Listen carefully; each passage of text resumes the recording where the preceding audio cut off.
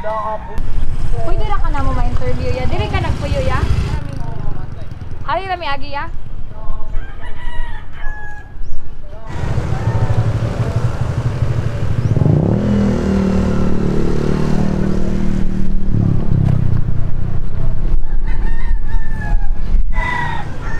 Dugay na ka din nagpuyo ya. Oo, taon na gid.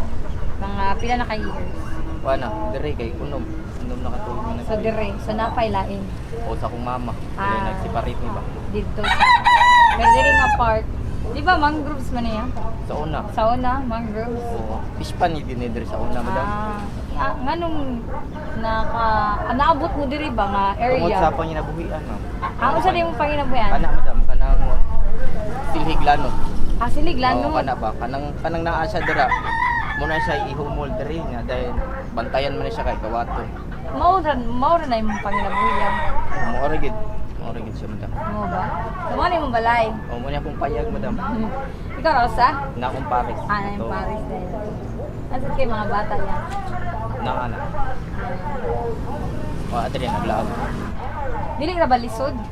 Nga naa mo doon sa mangrove, naa mo doon sa tubig. Ang lisod na mo diri, madam, kana rin ang kanang pag-uwan kay muawas ang sapa ba sa tubig.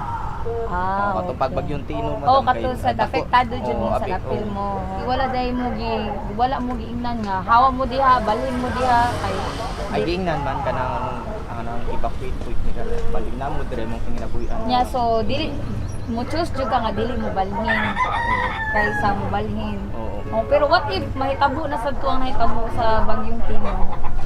Kanang madam, kanang iglig uling gid sa kinabuhi, dapat ilangid padaas mga bagyos kinabuhi kanang laban na gyapon bangon ra. Ang mga bata okay ra nila. Hindi raman naanad na. Okay. Oh, dili ra mo mabahaan diri. Kung moto madam kanang Kung muawas. makuwan ra. Kanang muawas Okay. gid ang sa pagikan sa Butuanon. Dili na nimo amo saka ang tubig diri sa lugar. Argid siya. Ada agin tubig padung dito. Okay. Kung dako sa dagat, high tide, abot sa nito. Abot sa diri wala dito. Para abot das karsada. Katong pagkahitabo sa katong nagbaha iya, mao ra gyapon nimo balay or nagbuhat kag bag. Bago, dakpan daw. Dako gina siya madam, dako gina siya. Dako jud ni siya ana.